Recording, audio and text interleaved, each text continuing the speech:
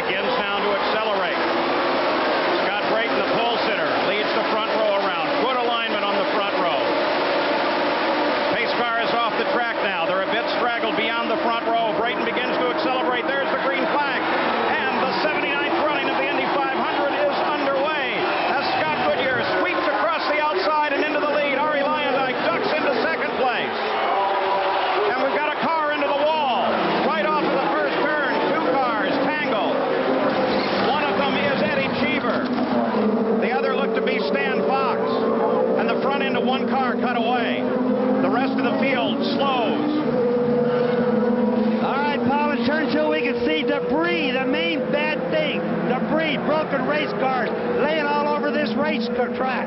Clear down into turn two, all the way from turn one, clear down here. There's Stan Fox sitting right in front of us there. The biggest thing the guy's going to have to worry about when they come back around, cutting their tires and all the carbon fiber laying around. And Gil DeFerrin. This is regular speed. Now look back in the field. See, looked like Cheever was right down on the grass as Fox and Cheever got together, and then everybody else involved. The trouble started in rows 4. And Arie Luyendyk immediately starts a challenge on Goodyear. Michael Andretti is third. Scott Brayton is fourth, and Luyendyk sweeps across the front.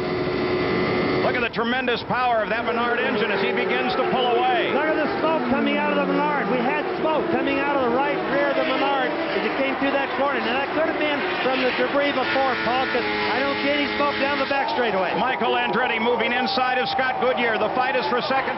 Now, there's been talk of throttle response problems with the Menards, and you see, Arie had to slow up there with Stefan Johansson, and Michael had it perfectly timed, and Arie couldn't get back up to speed and fast in time to block Michael.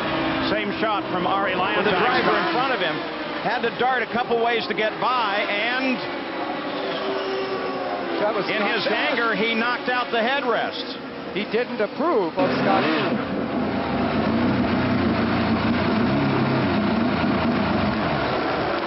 And then he stopped for him, though, filled with errors as the team tried to get him away. They were still connected when he pulled forward. Shades of Floyd Ruby. Fortunately, they didn't pull the hose free. Let's go to Jack Arute. Well, Paul, here's the problem on the physical advantage of having a man like Jim McGee on your team. We come back to the green light. And we're back racing again, riding on Bobby Rahall's nose as we head down into turn one at better than 215 miles an hour. The leader is Andretti. Scott Goodyear is in second. There is Michael. The order now with the pit stops. Some of these slower cars and backfield cars are mixed in with the leaders of the race. As he runs in fourth place. Way out there, Paul. Arie got way high. He was slowing. Almost crashed out there. He was in the gray stuff.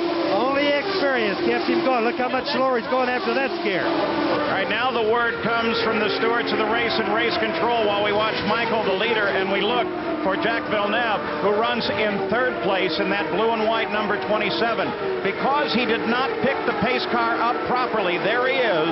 They're going to assess a two-lap penalty. A two-lap penalty on this car. They'll just take it off of his total and drop him down through the field.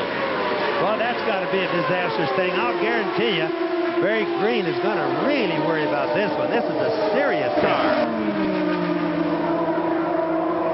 Now, that's Villeneuve on the outside of the pace car. He went by the pace car. Now he's coming back to it. So far, he hasn't broken any rules. And the move of not following those orders precisely cost him 2 laps in the race, and he has dropped well down in the field. In fact, out of the top. And for what should have been a routine stop, watching the pit speed limit, looking to find his pit here, and this happened. But wrong pit. Time. Michael Andretti makes his move as Gugelmin heads for the pits, and Michael Andretti goes for the lead of the race once again. Mauricio Gugelmin makes his second stop of the day, and Michael Andretti assumes the lead. He was closing quickly on Gugelmin as he slowed down, and then Andretti came into the pits as well. Now, Andretti last made a stop just 10 laps ago, so this stop for Andretti is not routine. Gugelmin's stop is. Michael Andretti climbs out. Many thought this was his best chance ever. And Michael Andretti's out of the car. Now here is Michael Andretti. That's not a brush. That's a solid hit. So as we come back to live coverage, that is Scott Sharp that you saw just get into the wall just before we ran Michael's replay for you. And the yellow light is out. This is the third caution period of the day. As he comes back up to speed. And there is Johansson loses it.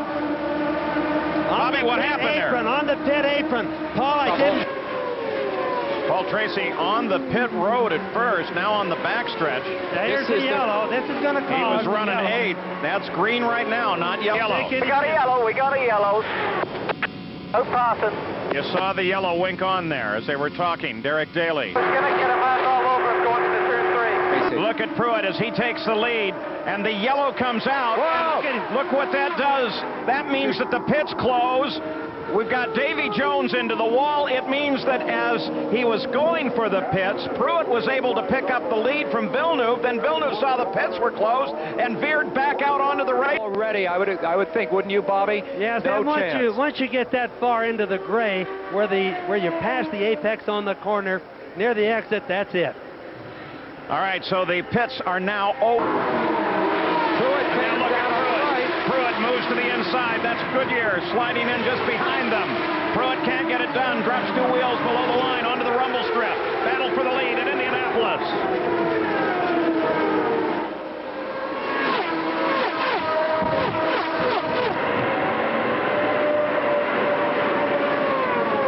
So they pitted on lap 156.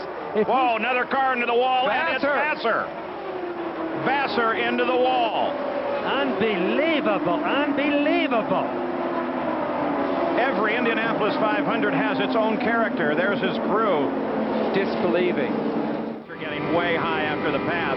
Catches the wall. Goodyear goes into second place. And Jimmy Vassar, not very happy with this. He apparently didn't think it was a clean pass. Pruitt grabs the wall. Got a little high. Back to the inside. I told you the gusting was really bad. You just can't help it. The wind just all of a sudden came up, and I'm sure that's what got Scott Pruitt. Villeneuve moves to second place as Pruitt catches the wall, and the yellow light comes on again with 16 laps to go. And there he is as he catches the wall and slides on along. And Salazar then Fittipaldi. He blew the pace car right off. No, that can't be right. Can't do that. Pace car was too slow, Paul. He needed to get a run. But they gave him the green flag anyway. Dwayne Sweeney is waving the green flag. Goodyear got a run on the pace car. I think it was only a normal deal. The pace car just wouldn't accelerate. He just went through. Oh, no. The officials are now reporting they're going to show the black flag to Scott Goodyear, the 24 car.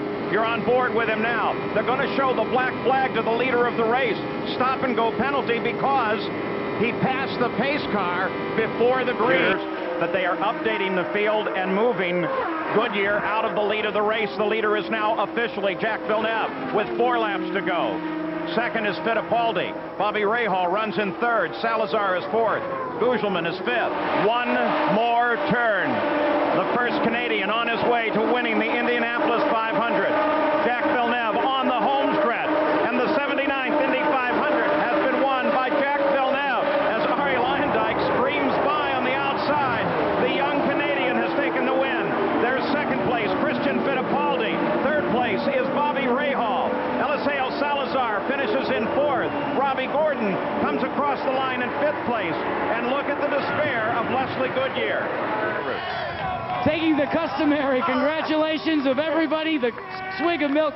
Jack, first of all, tell us about your emotions when you were 2 laps down with the penalty. I was really, really unhappy, and I think I was swearing a little bit, actually, but you know, I didn't know I was in the lead when the yellow fell, and all I was trying to do was get back to the pack, and everybody was flying back the pace car, and I didn't see it trying to stop me. So, you know, at that point, I thought, that's it.